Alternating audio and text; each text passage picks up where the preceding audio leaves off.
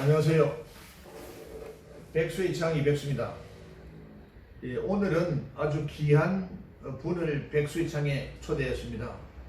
오늘 나오신 분은 임덕기 전 대한민국 건국회 회장과 국가원로회 운영위원장을 지내신 우리 애국 우파들 중에서 원로분이 되시겠습니다. 회장님 안녕하세요. 예, 안녕하세요. 오늘 모처럼 저희 백수장에 나와주시는데 제가 자료를 보니까 2018년 2월 22일 날 한번 출연하셨고 두 번째 출연이 되겠습니다. 자주 좀 불러요. 제가 자주 미시고 좋은 공연을 듣고 싶은데 앞으로 자주 미시도록 하겠습니다. 회장님께서는 대한민국 건국회 회장을 하셨는데 건국회에 대해서 간단히 좀 설명을 해 주시죠. 1945년 대한민국이 일제 식민지로부터 해방이 되고 예. 1948년도에 이승만 박사를 중심으로 대한민국의 청년들이 힘을 합쳐서 대한민국 건국을 했습니다. 그래서 건국을 하고 난 다음에 바로 젊은 층에서는 경찰로 들어가거나 군에 입대하고 또 군에 입대하지 않고 남아있는 나이 많은 사람들은 자유당에 입당을 한다든가 이렇게 해서 뿔뿔이 흩어졌는데 그 청년 조직을 이승만 박사가 흩어져 있는 조직을 단일화 한다고 해서 대한청년단을 만들었습니다. 그래서 예. 대한청년단으로 쭉 내려오는데 이것이 그냥 터지부지 됐어요. 왜? 다른 정치 세력들하고 자꾸 부딪히고 이러니까 청년들 간에도 다른 정당으로 갈라지고 이러니까 갈등이 생기니까 안 되겠다 이래서 그냥 허지부지 했는데 1968년도에 이제 군에 갔던 사람도 제대에 오고 뭐 경찰에 있다가도 이제 다시 제대에서 오고 뭐 이렇게 한 사람들이 모여가지고 자 우리 건국운동하다가 그로 인해서 6.25 사변 때 소위 인민군들한테 학살당한 사람들도 많고 건국했다는 이유로 여러 가지 희생자들이 많은데 그 희생자들에 대한 동지로서 그 영혼이라도 위로를 해야지 우리만 이렇게 잘 먹고 살아가서 되겠느냐 이래서 새로 그 청우회라는 친목단체로 재건을 했습니다. 그러다가 1998년도에 98년도. 네, 이거 우리가 그냥 친목회로 할 것이 아니라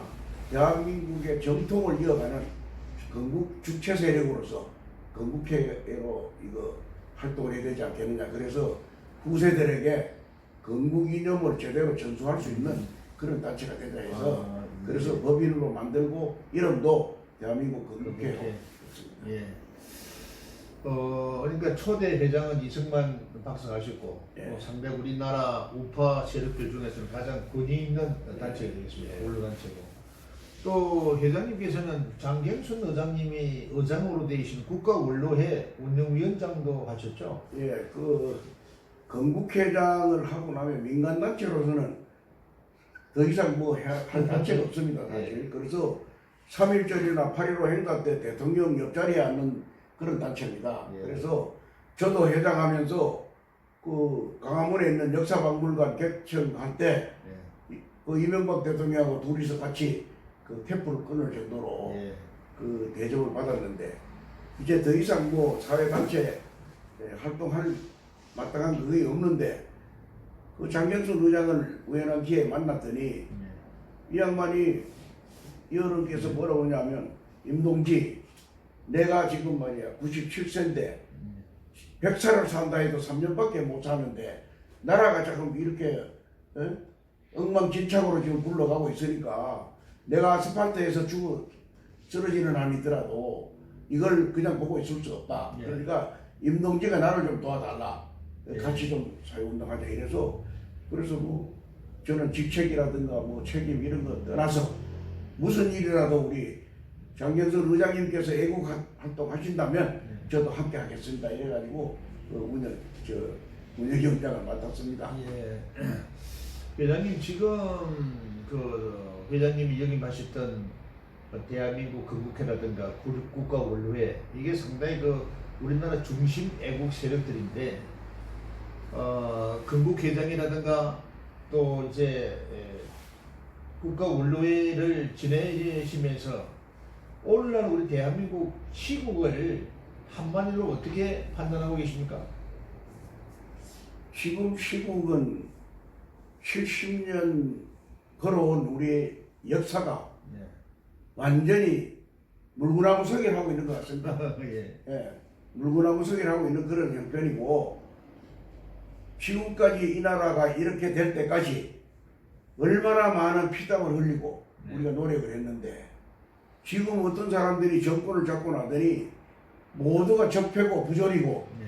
이 무슨 아니 뭐 이 일을 할 때 나타나지도 안 하고 반대만 했던 사람들이 이 일 죽도록 해가지고 나라가 어느 정도 이제 정말 세계 속의 대한민국, 자랑스러운 대한민국 이러고 어깨 좀 펴고 살라 그럴 판에 네. 이게 어떻게 돼가지고 말이야, 이 사람들이 오더니 전부 잘못된 거고 전부 뒤엎어야 되고 이렇게 해서 참 걱정이라는 게 아니라 이건 정말 불안해서 네. 정말 잠을 못 잘 정도입니다. 회장님 요즘 매주마다 애국 집회에 다니시죠? 예. 또 아마 회장님께서는 올해 연세가 82살인 걸로 예. 알고 있는데, 지금 애국 활동하는 걸 저희들이 볼 때는 청년, 아주 혈기왕성한 청년다운 활동을 많이 하고 계시는데, 대한문에서라든가 그 다음에 서울역 기타 보신각이란가요? 예. 많이 하고 있는데, 또 특히 그 회장님께서는 지방을 많이 다니지 않습니까? 지방에도 요즘 열렬하게 태극기 세력이 붐이 이르고 있다는데, 뭐 그게 대해서 좀 설명해 주시죠. 근데 지금 처음보다는 이제 국민들이 스스로 바로 생활의 어려움을 느끼니까 아, 이래 가서는 안 되는 거 아니냐 이렇게 해서 지금 우리도 같이 태극기 참여해서 정부를 좀 바로 가게 하든가 아니면 뭐 막말로 이걸 바꿔야 되겠다 하는 그런 심한 말까지 하면서 참여하는 사람들이 늘어나고 있는데, 아직은 말이죠, 저는 그렇게 생각합니다. 아직은 아랫목에는 지금 불이 버글버글 끓는데 이불이 타는데 윗목에는 아직도 물그릇이 흐르고 있다. 예. 그래서 이것이 좀 더 전 국민적으로 확산이 돼야 뭔가 우리가 좀 올바른 나라를 만들 수 있다 이렇게 생각하는데, 지금 뭐 하루 이틀에 그렇게 쉽게 되리라고 생각하지는 않지만은, 그렇다고 해서 시간이 많은 것도 아닙니다. 이대로 자꾸 흘러가면 이거 누가 견제를 하지 않으면 나라가 지금 다시 회복할 수 없는 길로 갑니다. 예, 옛날에 같이 뭐 우리가 농경사회로 그냥 농사 지어서 1년 먹고 이렇게 할 때는 1년 뭐 흉년 들어봐야 다음에 농사 잘 지으면 그냥 회복되는데, 지금 이제 선진 경제가 있어요. 국민소득 3만 불 시대에 이거 한번 엎질러지고 나면 50년 걸려도 못 살아납니다. 50년 걸려도 안 되고, 이거는 경제 생태계라는 게 있잖아요. 이 생태계가 무너지면 그 생태계를 하루아침에 우리가 산림에 불이 나가지고 산불이 나서 그 타고 나면 그 회복하는 데도 30년에서 50년 걸립니다. 근데 이 경제도 마찬가지예요. 지금 뭐 비근한 예로 원자 발전소를 안 한다 이렇게 해서 지금 중지를 하고 막 건설을 지금 안 하고 멈췄는데, 그 원자로를 누가 한 사람이 뭐 대기업에서 뭐 뚱땅 이렇게 사진 찍어내는 거 그냥 만들어낼 수 있는 게 아니잖아요.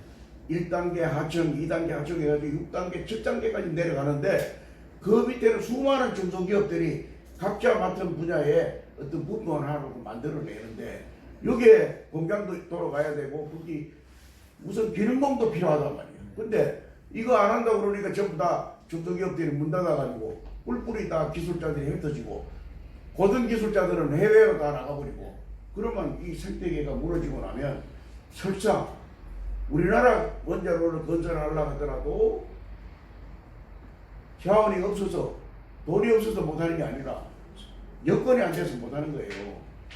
그런데 더군다나 해외에서 어떤 원자로 수주를 한다 하더라도 그 건설하려면 전부 체계에 있는 중소기업들이 다 움직여야 되는데 그거 언제 다 만듭니까? 그 한두 사람 힘으로 만드는 것도 아니고 대통령이 할 수 있는 것도 아니에요.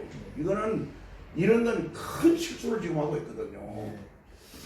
회장님 지난번 어느 뭐 유튜브 방송에 나와서 아주 유명한 말씀을 하시더라고요. 그 제목 자체가 김재규에게 뭐 암살 당할 수가 있다. 김재규가 나타날 수 있다 하는 그런 말씀하셨는데 그 말이 우리 우파들한테 상당히 자극적으로 충격적으로 들려온 것 같습니다.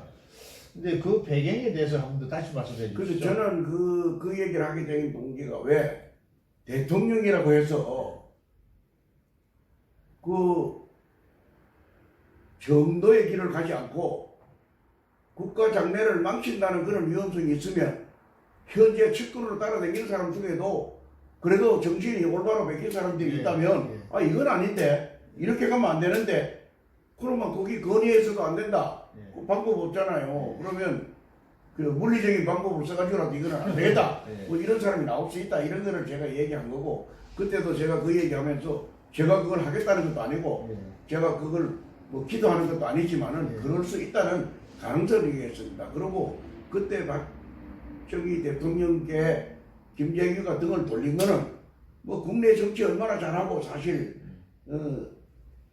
보릿고개 없애는 그 공적 여러 가지를 따지면 정말 역사 이래 대한민국의 부를 창조해 나가는 그런 대통령이라고 충성으로 받들어야 될 대통령이다 이렇게 하는 세력이 있었지만은 미국하고 그때 당시 우리가 싫어서 그런 게 아니라 미국 쪽에 파트란 사람이 말이지 대한민국 싫어해서 대한민국을 자꾸 괴롭혔어요. 그러니까 박 대통령은 우리나라 살아남아야 되니까 미국하고 적대 관계를 할 수밖에 없던 거예요. 그런 거는 전략적으로 미국하고 반대로 섬으로써 미국이 설득당할 거다 하는 그런 전제를 하에 미국하고 섰는데 그러니까 이 김재규라는 이 친구는 이거 미국에서도 싫어하는 지도자고 또 우리나라에서도 일부 계층에 뭐 노동단체라든가 몇 개 소위 반정부 단체가 싫어하니까 그 민심도 융합할 거고 그러면 내가 이 재건하면 다음 정권을 창출할 때는 내가 공신이 될 거 아니냐 막 이런 아마 허황된 꿈을 가지고 총기를 했을 거예요. 그런데 사람이란 게 뭐 지금 정부라고 해서 반드시 그런 야망이 있는 사람이 또 주변에 없다고 볼 수는 없잖아요. 그래서 조심하라. 조심하는 건 왜냐? 미국하고도 자꾸 그렇게 반대로 가지 말고 또 우리나라 국내 정치도 자기 고집대로만 끌고 가지 말고 국민이 좋아하는 쪽으로 좀 국민이 살기 편한 쪽으로 국민이 행복한 쪽으로 좀 가라 이런 충고의 말입니다. 저는. 근데 그 5월달에 그 말씀을 갖다 공식적으로 하고 난 다음에 상당히 그 우파들한테도 정말 바라는 것 같습니다. 빨리 이 세상이 새로운 세상이 하고 또 지금 우리나라가 총체적으로 붕괴 상태인데 국민들이 너무나 구국에 대한 애절한 갈망 끝에 그런 말씀이 정말 참 좋은 분위기를 좋은 호응을 불어일으킨 것 같습니다. 끝으로 요번 기회에 간단히 우리 해국에 사는 교포들한테 국가 원로로서 한 말씀 들려주시죠. 지금 해외 나가 있는 우리 동포들이 뭐 750만이라는 800만 800만 뭐 830만 이러는데 일일이 주민등록 관리를 안 하다 보니까 정확한 통계는 아니겠죠. 그러나 대충 나가는 공적을 실적을 가지고 따지보면 거의 맞을 거예요. 그러니까 거의 700~800만 정도의 해외 동포들이 그래도 참 고생스럽게 살았던 어린 시절 고향을 생각해서 그 고국을 고향 사랑하는 마음으로 지금 사랑하고 있는 걸로 알고 있습니다. 그리고 또 아는 사람들이 모국에 왔을 때 만나서 얘기를 들어보면 그리운 거는 역시 고국이다 이렇게 얘기를 하더라고요. 그래서 어떻게 해서든지 간에 이 모국이 좀 잘 됐으면 하는 이런 바람을 가지고 있습니다. 그래서 오히려 국내에 있는 사람들보다도 외국에 나가 있는 동포들이 애국심이 더 강하다고 저는 보고 있습니다. 왜 외국에 나가서 대한민국이 자랑스럽게 잘 나가야 대접도 받는 거고 하니까 당연히 그렇겠죠. 그런데 지금은 아주 초비상시대예요. 지금 국내에서는 벌써 눈치 보는 사람들이 말이야. 뭐 권력에 눈치 보려고 전부 그냥 하고 싶은 대로 안 하고 몸조심하게 바빠요. 그러니까 해외 동포들이 이럴 때 물심양면으로 좀 나서가지고 국내 동포들에게 용기도 주고 우리 해외에서도 이렇게 나라 바로 세우려고 노력하는데 국내에서 가만히 있으면 되겠습니까? 그래서 오히려 견인차 역할을 하고 이 애국의 마중물 역할을 좀 해줬으면 하는 그런 바람입니다. 예. 하여튼 임덕기 회장님 오늘 귀한 시간 내주셔서 고맙고 회장님께서 하신 국가에 대한 애국 충정적인 발언은 국내뿐만 아니고 외국에 살고 있는 동포들도 백수의 창을 보게 되면 새로운 국가관을 가질 것으로 봅니다.